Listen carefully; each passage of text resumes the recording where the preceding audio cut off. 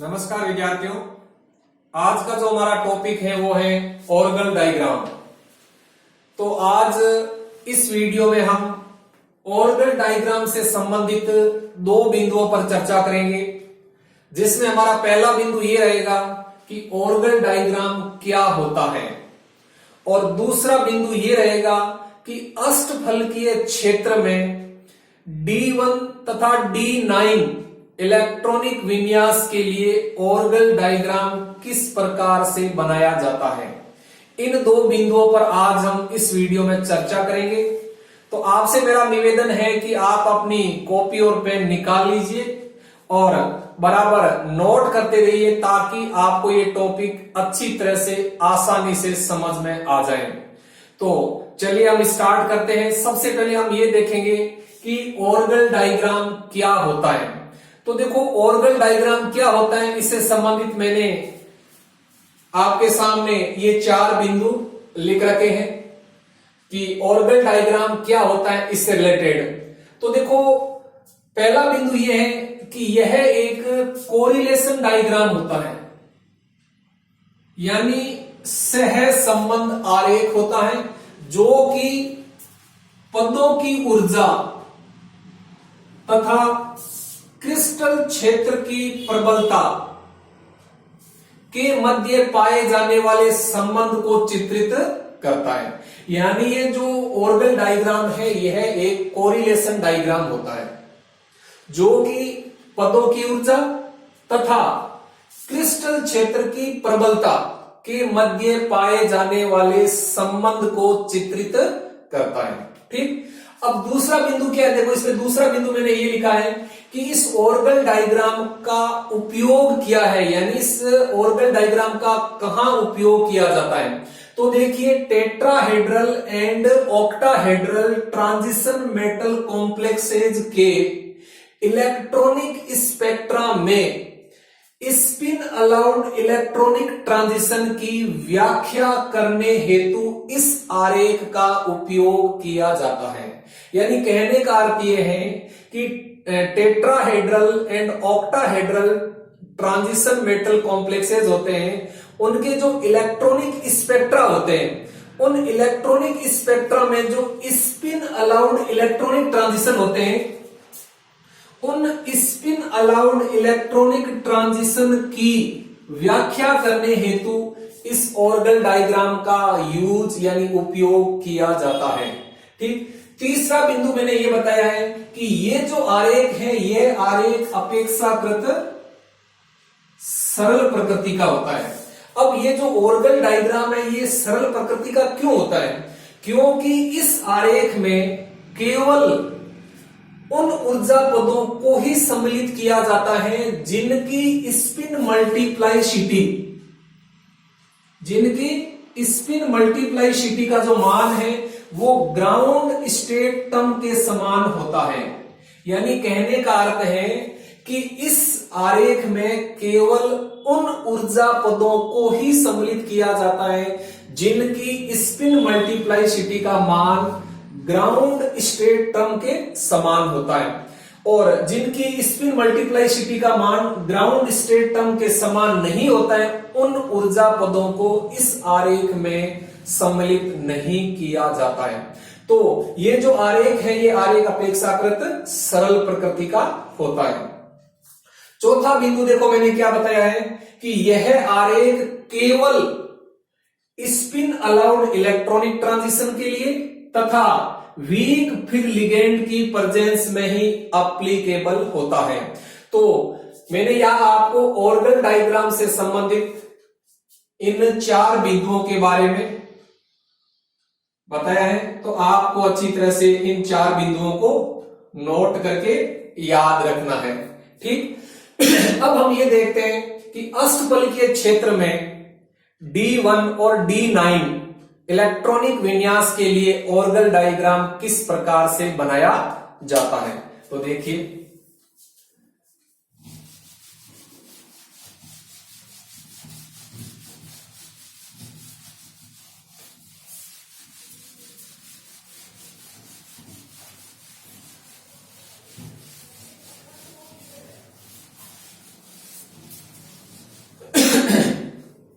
तो देखिए आपको कोई इलेक्ट्रॉनिक विन्यास दिया गया है और उस इलेक्ट्रॉनिक विन्यास के लिए आपको ऑर्गल डायग्राम बनाना है, तो इसके लिए आपको दो बातें ज्ञात होनी चाहिए। तो ये दो बातें कौन सी हैं? देखो, एक बात तो आपको ये ज्ञात होना चाहिए कि आपको जिस इलेक्ट्रॉनिक विन्यास के लिए ऑर्गल डायग्राम बनाना है, उस इलेक्ट्रॉनिक विन्यास के लिए ग्राउंड स्टेट टर्म के बारे में जानकारी होनी चाहिए। यानी उस इलेक्ट्रॉनिक विन्यास के लिए ग्राउंड स्टेट टर्म क्या होगी, तो आपको एक तो ग्राउंड स्टेट टर्म की जानकारी होनी चाहिए। ग्राउंड स्टेट टर्म के बारे में जानकारी होनी चाहिए। यानी आपको कोई भी इलेक्ट्रॉनिक विन्यास दिया गया है जिसके लिए आपको ऑर्गल डायग्राम बनाना है, तो आपको उस इलेक्ट्रॉनिक विन्यास के लिए ग्राउंड स्टेट टर्म क्या होगी ये आना चाहिए। ठीक। और दूसरी बात आपको ये मालूम होनी चाहिए कि जो टर्म है उस टर्म की स्प्लिटिंग है वो किस सिद्धांत के आधार पर होगी, क्योंकि जो टर्म की स्प्लिटिंग है वो दो सिद्धांतों के आधार पर होती है, या तो इलेक्ट्रॉन ट्रांजिशन कंसेप्ट के आधार पर या होल ट्रांजिशन कंसेप्ट के आधार पर। यानी टर्म की जो स्प्लिटिंग है, टर्म की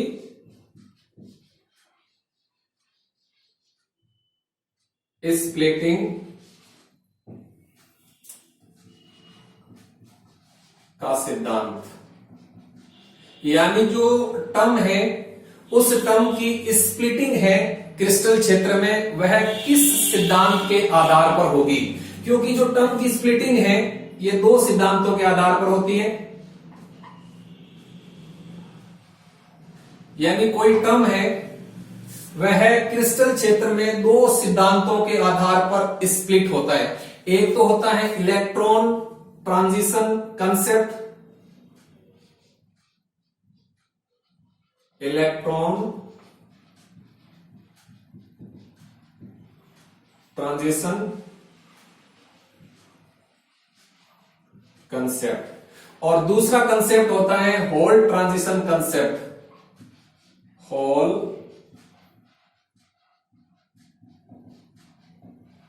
ट्रांजिशन कंसेप्ट। तो यदि आपको इन दो बातों की जानकारी है किसी इलेक्ट्रॉनिक विन्यास के लिए, तो आप उस इलेक्ट्रॉनिक विन्यास के लिए ऑर्गल डायग्राम बड़ी आसानी से बना सकते हो। तो देखो, आपको कोई इलेक्ट्रॉनिक विन्यास दिया गया है, उस इलेक्ट्रॉनिक विन्यास के लिए हमें ऑर्गल डायग्राम बनाना है, तो उस इलेक्ट्रॉनिक विन्यास की ग्राउंड स्टेट टर्म क्या होगी ये आपको आना चाहिए। तो मैंने आपको इससे पहले के एक वीडियो में अच्छी तरह से बताया है कि किसी इलेक्ट्रॉनिक विन्यास के लिए ग्राउंड स्टेट टर्म किस प्रकार से निकाली जाती है। आप उस वीडियो को दोबारा अच्छी तरह से देख लेना, ताकि आपको यह समझ में आ जाए कि किसी इलेक्ट्रॉनिक विन्यास के लिए ग्राउंड स्टेट टर्म किस प्रकार से निकाली जाती है। फिर भी मैं यहां आपको दोबारा संक्षेप में बता देता हूं, तो नोट कर लेना।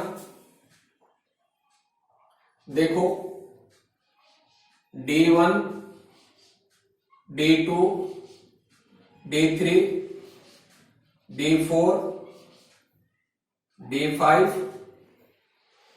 D6, D7, D8, D9 और D10, ये इलेक्ट्रॉनिक विन्यास है।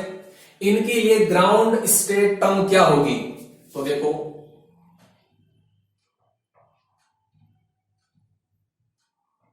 आप सीधा याद भी रख सकते हो चाहो तो, नहीं तो आप उस फॉर्मूले से भी निकाल सकते हो, जैसा कि मैंने आपको इससे पूर्व के एक वीडियो में बता रखा है कि किसी इलेक्ट्रॉनिक विन्यास के लिए ग्राउंड स्टेट टर्म किस प्रकार से निकाली जाती है, और आप चाहो तो इसे सीधा भी याद रख सकते हो। तो देखो, इनके लिए ग्राउंड स्टेट टर्म क्या आएगी, तो यहां देखो D, यहां F, यहां F, यहां D,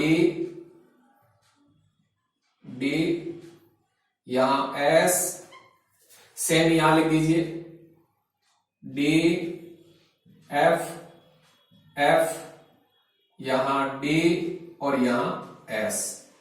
अब देखो हमें क्या करना है, इनकी स्पिन मल्टीप्लाइसिटी लिखनी है टर्म की। तो अब देखो यहां एक हो गया तो यहां आ जाएगा 2, यहां 3, यहां 4, यहां 5 और यहां 6। अब यहां देखो यहां से लिखना शुरू करेंगे, 1, 2, 3, 4 और 5।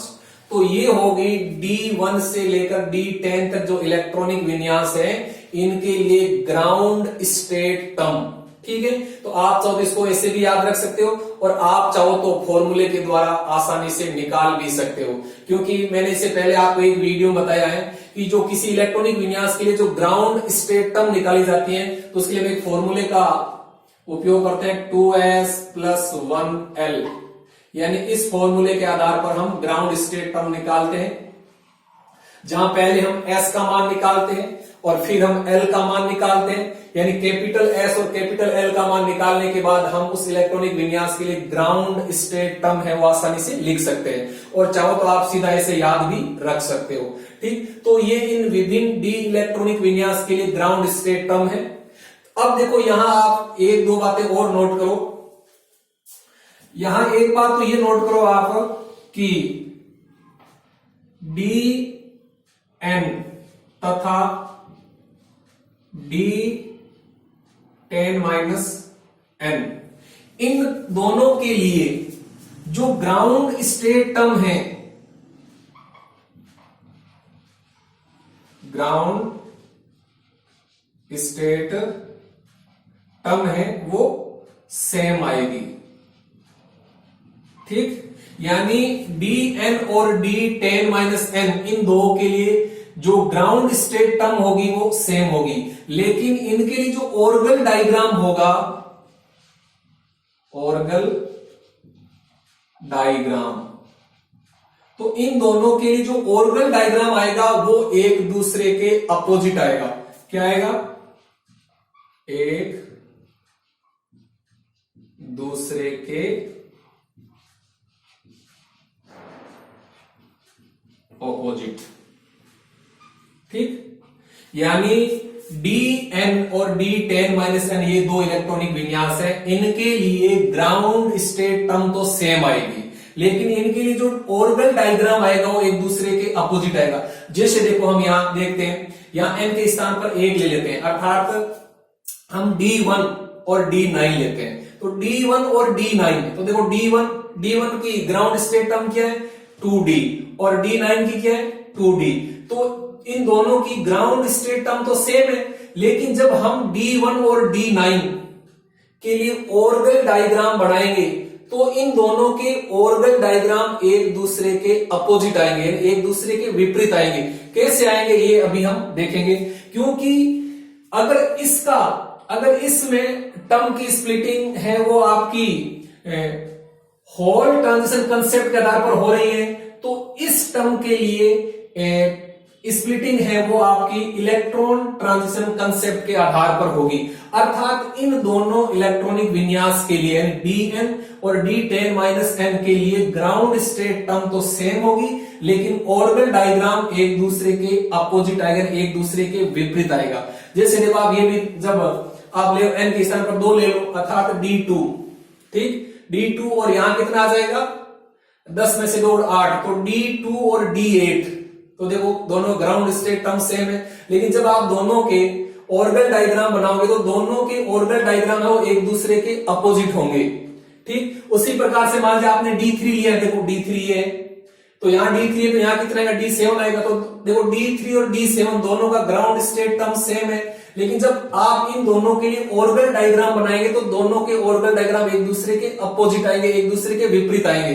ठीक है, तो मेरे कहने का अर्थ है Dn और D10-n इन दोनों के लिए ग्राउंड स्टेट टर्म तो सेम आएगी, लेकिन इनके जो ऑर्गल डायग्राम है वो एक दूसरे के विपरीत आएंगे। ठीक, अब आप ये नोट कर लो कि ऐसे कौन कौन से इलेक्ट्रॉनिक विन्यास हैं जिनके पदों की स्प्लिटिंग है वो इलेक्ट्रॉन ट्रांजिशन कंसेप्ट के आधार पर होती है, और ऐसे कौन से इलेक्ट्रॉनिक विन्यास हैं जिनके पदों की जो स्प्लिटिंग है वो होल ट्रांजिशन कंसेप्ट के आधार पर होती है। तो ये नोट कर लो, इलेक्ट्रॉन ट्रांजिशन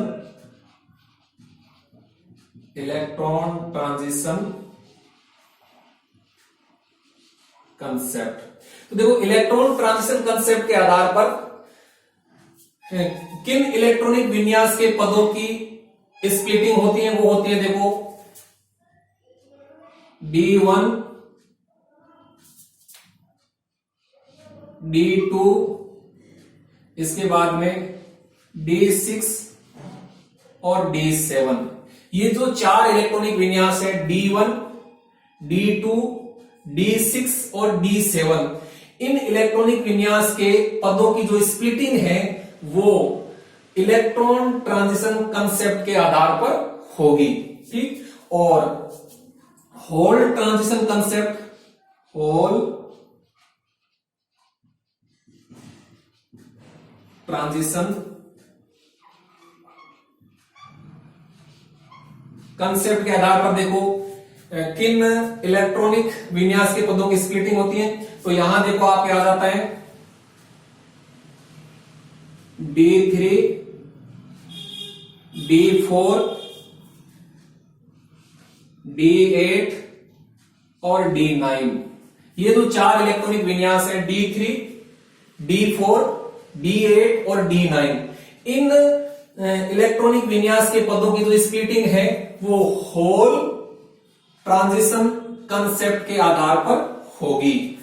तो ये बिंदु भी आपको अच्छी तरह से याद रखना है कि ऐसे कौन से इलेक्ट्रॉनिक विन्यास हैं जिनके पदों की स्प्लिटिंग है वो इलेक्ट्रॉन ट्रांजिशन कंसेप्ट के आधार पर होगी, और ऐसे कौन से इलेक्ट्रॉनिक विन्यास हैं जिनके पदों की स्प्लिटिंग है वो होल ट्रांजिशन कंसेप्ट के आधार पर होगी। ये आपको अच्छी तरह से याद रखना। लेकिन इन दोनों के कारण जो ऑर्बिटल डायग्राम बनेगा वो एक दूसरे के बिल्कुल विपरीत होंगे, एक दूसरे के अपोजिट होंगे।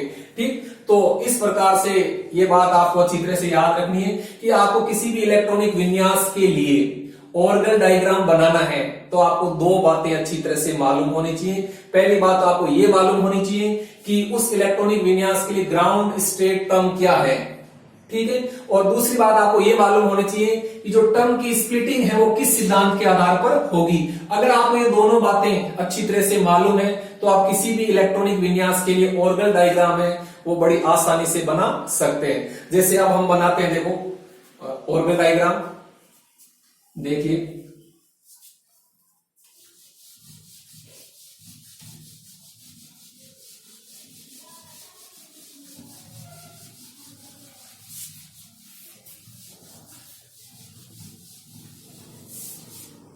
मान लीजिए हमें ऑर्बिटल डायग्राम बनाना है D1 तथा D9 के लिए अष्टफलकीय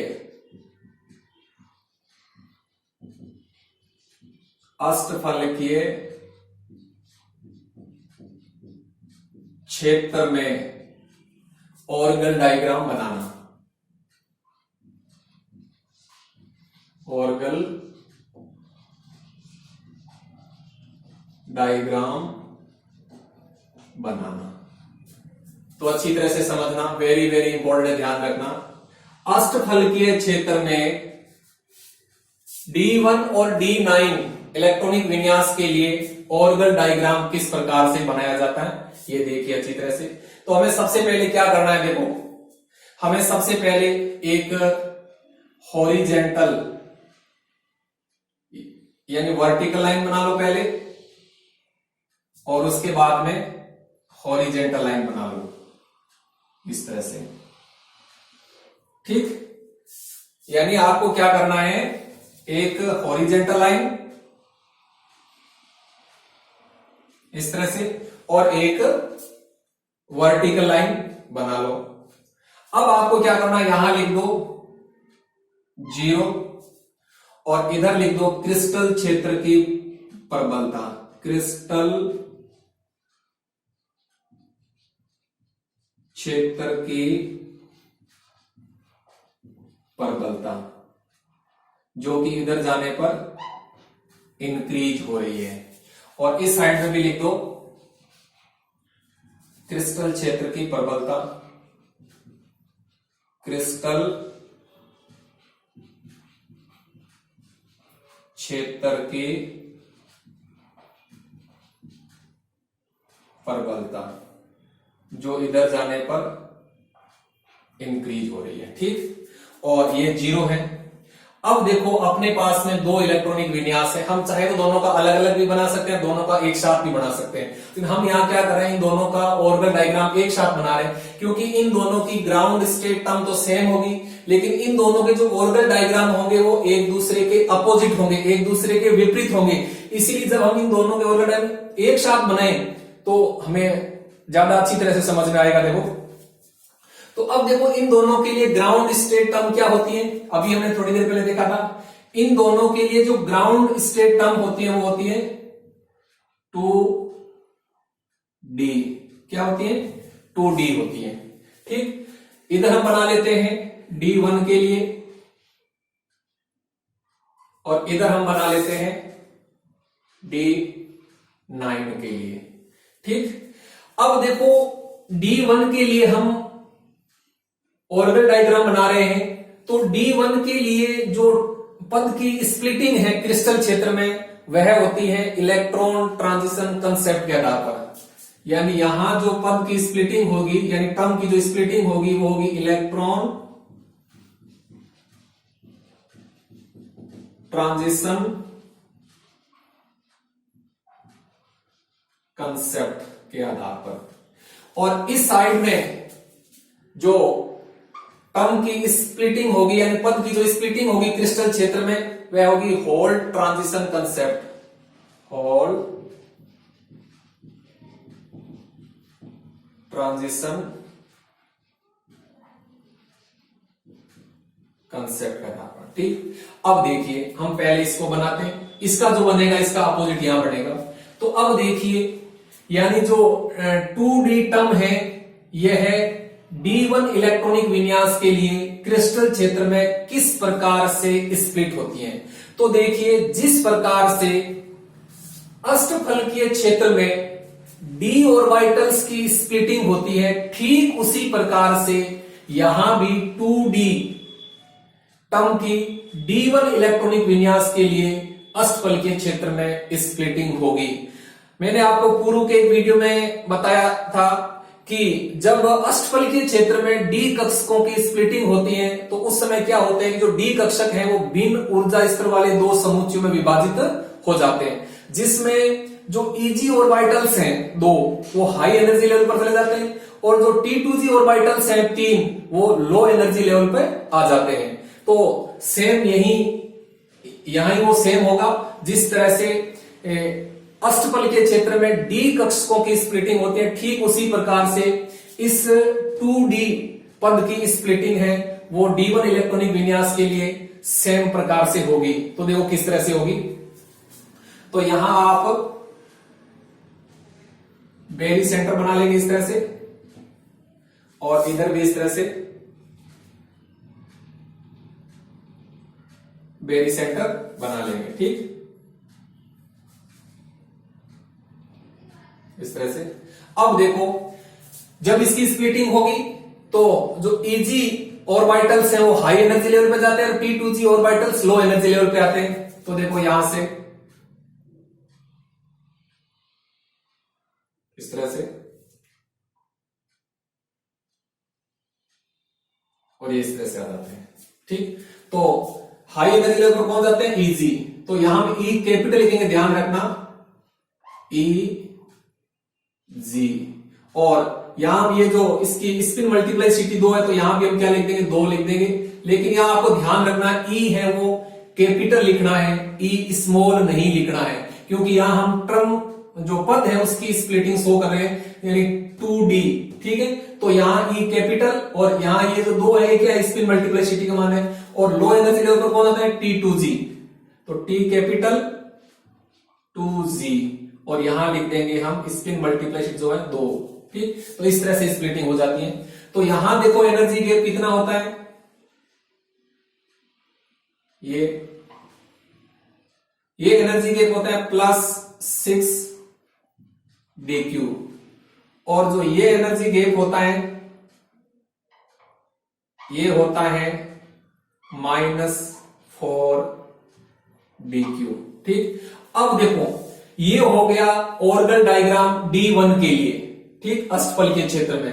अब देखो जब हम D9 इलेक्ट्रॉनिक विन्यास के लिए अष्टफल के क्षेत्र में ऑर्गन डायग्राम बनाएंगे तो इसका ठीक विपरीत यहां बनेगा। ठीक, यानी इधर क्या होगा, जो ये T2g ऑर्बिटल्स हैं ये हाई एनर्जी लेवल पे जाएंगे और Eg ऑर्बिटल से लो एनर्जी लेवल पे जाएंगे, क्योंकि यहां तो इलेक्ट्रॉन का ट्रांजिशन हो रहा है। इलेक्ट्रॉन का जो ट्रांजिशन हो रहा है वो हो रहा है T2g ऑर्बिटल से Eg ऑर्बिटल में, जबकि इधर क्या होगा, इधर होल का ट्रांजिशन होगा, और जो होल का ट्रांजिशन है वो होगा Eg ऑर्बिटल से 2Tg ऑर्बिटल में।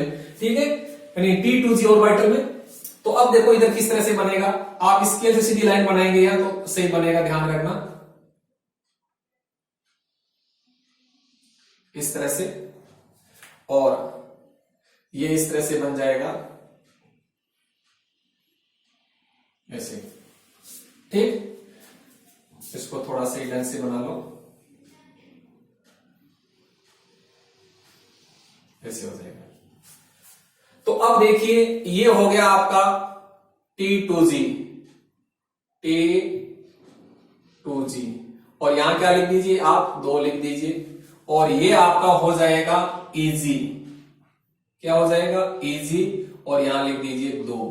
ठीक, और अब देखो ये आपका जो एनर्जी गैप है, ये एनर्जी गैप कितना होगा, ये होगा आपका +4 dq, और ये जो आपका एनर्जी गैप होगा ये होगा -6 dq।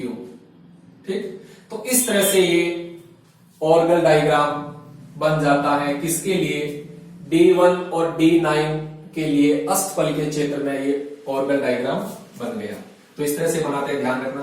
अब देखो यदि हमें मान लीजिए, क्योंकि D1 की भांति स्प्लिटिंग D6 में भी होती है, ठीक, और D9 की भांति स्प्लिटिंग D4 में होती है। ठीक, तो यदि हमें D4 और D6 इलेक्ट्रॉनिक विन्यास के लिए अष्टफल के क्षेत्र में ऑर्गन डायग्राम बनाना है तो ठीक लगभग इसी तरह से बनेगा। जैसे मान लीजिए हमको D6 का बनाना है, तो D6 में जो पंथ की स्प्लिटिंग है वो इसी तरह से, जैसे D1 में उसी तरह से हुई सेम, यानी Eg हाई एनर्जी लेवल पर और जो T2g है वो लो एनर्जी लेवल पर है। लेकिन सिर्फ अंतर इतना होगा कि D1 के लिए जो ग्राउंड स्टेट टर्म है वो तो है आपका 2D, लेकिन इसके लिए जो ग्राउंड स्टेट टर्म होगा वो थोड़ा अलग आएगा। हालांकि पद तो वही रहेगा D, लेकिन जो स्पिन मल्टीप्लाइसिटी है वो यहां चेंज हो जाएगी, लेकिन जो स्प्लिटिंग है वो इसी तरह से होगी जैसे D1 में होती है। ठीक, तो देखो D6 की स्प्लिटिंग है वो D1 की भांति ही होगी, ध्यान रखना। और यदि हमें D4 का बनाना है तो D4 में क्या होगा, D4 में D9 की भांति बनेगा लगभग। अब चेंज क्या होगा, चेंज सिर्फ इतना होगा कि जैसे D9 के लिए ग्राउंड स्टेट टर्म होती है 2D, तो इसके लिए जो ग्राउंड स्टेट टर्म होगी वो दूसरी होगी। हालांकि पद तो सेम रहेगा D, लेकिन स्पिन मल्टीप्लाइसिटी यहां चेंज हो जाएगी। लेकिन उस D पद की जो स्प्लिटिंग होगी वो D9 की भांति होगी, यानी जो T2g ऑर्बिटल है वो हाई एनर्जी लेवल पर जाएंगे और Eg है वो लो एनर्जी लेवल पर जाएंगे। तो हम D4 और D6 इलेक्ट्रॉनिक विन्यास के लिए भी अष्टफल के क्षेत्र में ऑर्गन डायग्राम बड़ी आसानी से इस तरह से बना सकते हैं। तो इस तरह से आज हमने इस वीडियो में ऑर्गन डायग्राम से संबंधित 2 बिंदुओं के बारे में चर्चा की, जिसमें हमारा पहला बिंदु था कि ऑर्गन डायग्राम क्या होता है, इससे संबंधित कुछ महत्वपूर्ण बिंदुओं के बारे में हमने जाना, और दूसरा बिंदु हमारा यह था कि D1, D9, D4 और D6 इलेक्ट्रॉनिक विन्यास के लिए अष्टफल के क्षेत्र में ऑर्गन डायग्राम किस प्रकार से बनाया जाता है इसके बारे में हमने जाना। हमने यह 4 इलेक्ट्रॉनिक विन्यास लिया, ध्यान रखना। एक तो हमने लिया D1, एक D9 और एक हमने लिया D4 और एक हमने लिया D6, क्योंकि इन चारों के लिए जो टर्म आती है वो आती है D। तो जब डी टर्म आती है तो डी टर्म में स्प्लिटिंग किस प्रकार से होती है, वो लगभग एक जैसी होती है, सिर्फ क्या होता है कि ये स्पिन मल्टीप्लाइसिटी का मान अलग अलग आता है। तो मैंने आपको D1 और D9 का बताया है, तो आप इसके आधार पर D6 और D4 का भी आसानी से बना सकते हो, क्योंकि यहां जो स्प्लिटिंग होगी इसके अंदर वो होगी इलेक्ट्रॉन ट्रांजिशन कंसेप्ट के आधार पर, और यहां जो पद की स्प्लिटिंग होगी क्रिस्टल क्षेत्र में वो होगी होल ट्रांजिशन कंसेप्ट के आधार पर। ठीक, तो ये हो गया आज का हमारा टॉपिक। अब आप असाइनमेंट के रूप में एक क्वेश्चन नोट कीजिए, तो आप क्वेश्चन लिखिए आज का, D6 तथा D4 इलेक्ट्रॉनिक विन्यास के लिए अष्टफल के क्षेत्र में ऑर्गल डायग्राम बनाइए। थैंक यू, धन्यवाद।